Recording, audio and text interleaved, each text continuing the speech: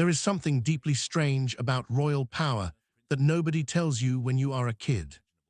People show you the sparkle, the carriage, the balcony wave, the polished floors, the impossible hats, the family photos where everyone somehow looks both cheerful and mildly trapped. They show you the crown and the velvet and the gold leaf and all the expensive seriousness of it all. What they do not really show you is the silence. Because the real monarchy, the one that matters when the cameras go away, is built in silence, in locked drawers, in sealed letters, in looks exchanged across rooms so formal they practically come with their own weather system, in documents written by people who know that one sentence, placed in the right file at the right moment, can beat an army of advisors in tailored coats. And that is where this story lives. Not on a balcony, not at a state dinner, not in some glittering public ceremony with trumpets and awkward handshakes. No, this one lives in that colder, stranger place, the place where legacy stops being sentimental and starts becoming strategic. Because somewhere behind the public rituals, behind the smiles and the speeches, and the carefully managed image of duty and continuity, one decision was made that changed the emotional geometry of an entire royal household. Not the heir, not the king, not the queen consort. A child, a girl, a granddaughter who was still young enough to be underestimated by adults who should have known better. And the moment that decision surfaced, everything changed. Now, before we go further, let me say this plainly so nobody starts writing to me like they are serving legal papers by candlelight. This is a royal drama story in the style of palace intrigue, the kind of whispered, shadowy, inheritance-fueled saga royal watchers live for. You know the type. Half legal thriller, half family earthquake, with just enough old stone walls and sealed envelopes to make everybody suddenly talk like they are in a prestige drama on a Sunday night. And honestly, if you enjoy royal history, palace politics, inheritance battles, and the quiet horror of adults realizing they have been outplayed by a dead matriarch with very neat handwriting, then you are in exactly the right place. So settle in, subscribe if you enjoy this kind of royal deep dive, and hit like because this story has everything: legacy, resentment, a hidden estate, a legal trap, a child placed at the center of a future nobody else saw coming. It begins, as the best palace stories often do, with a place the public barely knew existed. Deep in the old high country, beyond the postcard routes and well away from the tourist-facing version of royal life, sat an estate known only to a tiny inner circle, not one of the famous residences, not one of the places printed on commemorative tea tins. This was different, smaller in profile, larger in meaning. An old wartime refuge acquired quietly in the final years of a national crisis, preserved not because it was glamorous, but because it was important. And that difference matters. There are properties that exist to be seen, then there are properties that exist to remember. This estate belonged to the second category. It was purchased in a time of fear, when the crown had learned that survival is not always about spectacle. Sometimes it is about preservation, safekeeping, putting the most fragile threads of a nation's memory somewhere they can outlast panic, politics, and opportunists with glossy brochures. For decades it remained quiet, almost ghostly, not abandoned, never that, maintained, guarded, visited but rarely. It held private papers, wartime correspondence, handwritten journals, dispatch boxes, family letters, maps, coded notes, and all the deeply human fragments of royal history that never make it into the cheerful museum version. And the old queen, the one who understood the difference between public image and private duty better than anyone alive, treated that estate almost like a second conscience. She did not parade it. She did not brand it. She did not turn it into a soft-focus heritage experience with lavender biscuits and a gift shop selling monogrammed jam. She protected it. That word matters too, protected. Because to her, some things were not assets, they were responsibilities. And over time, she began to notice something. One person in the family understood that instinct in a way the others did not. Not because he talked about it, because he showed up. The prince who would one day inherit the crown began making private visits. No photographers, no announcements, no carefully leaked coverage about his deep commitment to heritage, which, let us be honest, is the sort of phrase that usually means someone has approved a brochure and then gone to lunch. No, this was real. He walked the archive rooms himself. He checked the conservation systems. He spent weekends reading letters written in the middle of war, notes sent between people who never expected historians to examine their emotions under museum lighting. He learned which rooms held what, which files were too delicate to move, which doors swelled in winter, which ceiling sections needed attention before damp had a chance to become tragedy. And that, right there, is where the old queen began building her final answer. Because she was not only watching who wanted power, she was watching who wanted responsibility. There is a difference, and she knew it better than anybody. Some people want proximity to legacy because it flatters them. Some want it because it can be monetized. Some want it because they enjoy being the sort of person who says phrases like cultural repositioning, while standing in front of a field they did not sow and a history they did not carry. And then there are the rare ones who understand that inheritance is not ownership. It is stewardship. It is being handed something old and fragile and being told, without applause, do not let this break in your hands. That was the test. And the prince quietly passed it. But here is where the story becomes much more interesting and, frankly, a lot more dramatic. Because the old queen was not only looking at him, she was looking beyond him. She was looking at the generation after, at the children, at who listened, at who noticed, at who asked questions not because adults were watching, but because curiosity had already begun hardening into character. And among those children, one stood apart. Not the obvious choice, not the one the public would immediately circle in red pen and say, yes, that one that makes sense. No, the granddaughter. The one with the composed gaze, the one who seemed to understand rooms before she was old enough to fully belong in them, the one staff quietly described as attentive in a way that made adults slightly self-conscious, as if they too were being observed and weighed, the one who, at formal occasions, did not simply perform the script of being royal, but appeared to study it. That is not a small thing. A family can teach posture, it can teach manners. It can teach where to stand and when to smile and how to survive a public appearance without accidentally starting a diplomatic incident by waving at the wrong ambassador. But gravity, real gravity, that quiet steadiness some people carry long before life, has officially given them permission to have it. That is harder to manufacture. And the queen saw it. So while others were busy thinking in the usual lines of inheritance, title, entitlement, access, influence, the old queen was designing something else entirely. A private covenant, a sealed mechanism, a legal instrument that would not simply hand over property, but define intent. That is the part people miss when they imagine royal inheritance as a matter of jewels and keys and dramatic readings in candlelit libraries. The most powerful move is not always giving someone something. Sometimes it is deciding what that thing is allowed to become. And that is exactly what she did. Years before the crisis arrived, before anyone publicly understood the shape of the conflict, before the arguments and maneuvering and private assumptions had fully ripened, she wrote the future down. Not in a vague, sentimental note.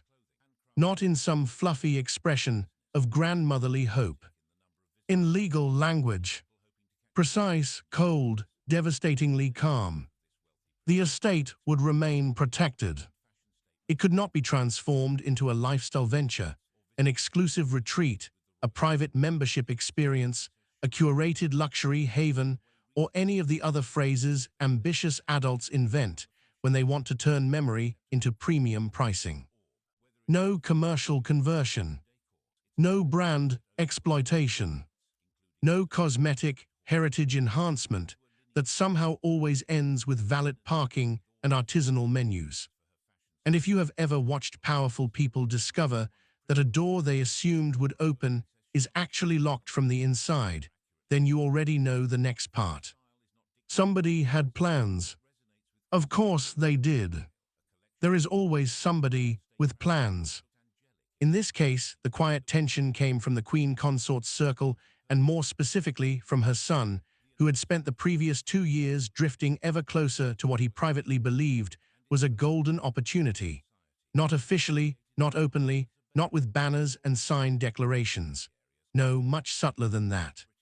Meetings, draft concepts, advisors speaking in low tones, exploratory proposals, partnership chatter, the usual elegant language of people preparing to do something deeply aggressive while still sounding tasteful.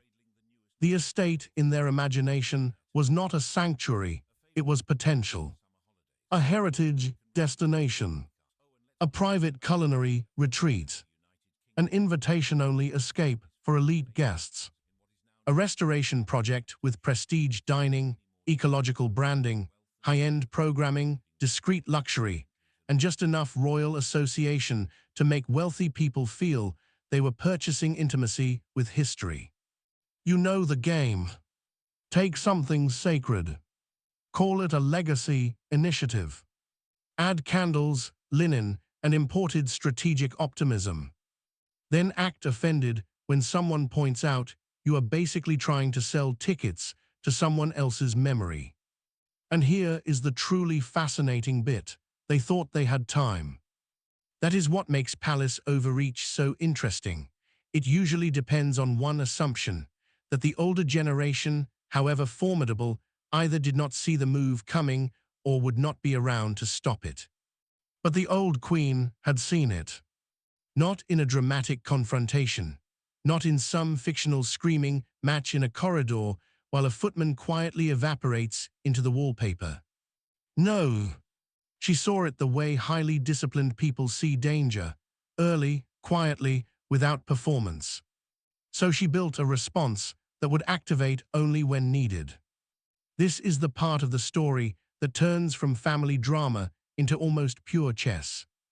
Because the Covenant did not simply transfer control, it delayed full visibility until the exact conditions she had specified were met.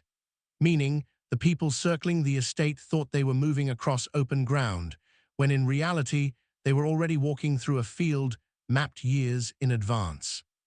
And when the sealed documents were finally opened, the reaction inside the household was exactly what you would expect when ambition meets architecture. Silence first, then disbelief. Then that brittle kind of outrage people produce when they realize they are not arguing with a person anymore. They are arguing with a finished decision. The prince received formal stewardship during his lifetime. But the deeper shock, the one that rippled through the household like a cold draft under a locked door, was the line that came after. Upon his death, the estate would not return to the broader royal portfolio. It would not be absorbed into a general succession structure. It would not be renegotiated by committees, advisors, or whichever grey-suited specialists usually arrive whenever old property and public symbolism start sharing a sentence. It would pass in full custodial trust to the granddaughter, the child, the girl, not because of rank alone, because of character. Now pause there for a second, because that is the kind of decision that tells you almost everything about the person who made it. This was not random. This was not whimsical. This was not some storybook gesture where a grandmother indulges sentiment and hopes the lawyers can sort out the wreckage later. This was deliberate. She was saying, in the only language that survives death cleanly, I know who I trust. And not everybody took that well. The Queen Consort, according to the kind of palace whispers that travel faster than official statements ever could, viewed the decision not merely as an administrative disappointment, but as a judgment, a verdict, a final, elegant refusal carved into paper. Because it was not just a matter of being denied access to a property. It was being told that your vision for the future and the late Queen's vision for the future were not remotely the same thing. That hurts differently. And for the son, the one whose commercial imagination had already started arranging menus in rooms he did not own, the revelation was catastrophic, because once the full restrictions became visible, the entire fantasy collapsed. No corporate hospitality angle, no members' circle, no elite seasonal retreat, no polished rebranding exercise where history gets exfoliated and sold back as experience. Gone. Just gone. And there is something almost darkly funny about that. Not funny in a silly way. Funny in the way history sometimes looks when someone spends 2 years building a ladder only to discover the wall has been moved. If you are enjoying this kind of story, by the way, make sure you subscribe, because this is exactly the kind of royal drama that fascinates me. Not because of the glamour, because of the psychology, because in these stories, you find out what people really wanted when they thought nobody would ever read the final page. Now, the moment that truly sealed the emotional center of all this was not the reading itself. It was the visit that followed. The prince went to the estate with his wife and their children. No grand speech, no dramatic declaration to the press, no triumphant performance, just a family arriving at a place that had suddenly become something more than land. The lake was cold. The old trees stood black against the winter light. Frost caught on the stone edges. The sort of evening that makes everything feel both completely real and faintly unreal at the same time. And the children, who did not yet speak the full language of legal design or dynastic strategy, understood the moment in the simple way children often understand the most important things. One asked whether it would always belong to them. That is such a child's question, and also such an ancient one. Will this stay? Will this last? Is this safe now? And the answer, given softly, was not yes. It was something wiser. Only if we protect it. There it is, the whole monarchy in one sentence, honestly. Not ownership. Protection. That same evening, the granddaughter walked with a small notebook in hand. She had apparently been given it for observations, impressions, questions, thoughts, the kind of private recording adults encourage in children when they suspect memory itself might matter one day. She wrote something down while standing near the old watchtower ruins. Nobody has ever publicly said what. And somehow that feels right. Not every meaningful thing should be extracted, polished, and fed into the endless machine of public consumption. Some things are allowed to remain private. Some things become more powerful because they are private. But everyone present seemed to understand that the old queen had not only transferred an estate. She had transferred a task, a line of thought, a moral burden. And that is why this story lingers. Because beneath all the palace texture, all the whispering and protocol and legal maneuvering and frost-covered symbolism, the conflict was actually very simple. Two visions of inheritance collided. One saw history as something to guard. The other saw history as something to package. One believed that legacy becomes stronger when it remains disciplined, quiet, and intact. The other believed legacy could be modernized, monetized, and made more relevant, which is often the first warning sign that someone is about to ruin a room with mood lighting and a concept launch. The old queen chose her side long before anyone knew the battle had begun. And in doing so, she made one final point that reached far beyond property. Bloodline matters in monarchy, obviously, tradition matters, structure matters. But in the end, she appeared to say, character matters more than appetite. Service matters more than access. Steadiness matters more than ambition wearing a silk tie and pretending it is patriotism. That is why she chose the prince first. And that is why she chose the girl after him. Because in both of them, she saw the same instinct. Not to possess, to preserve.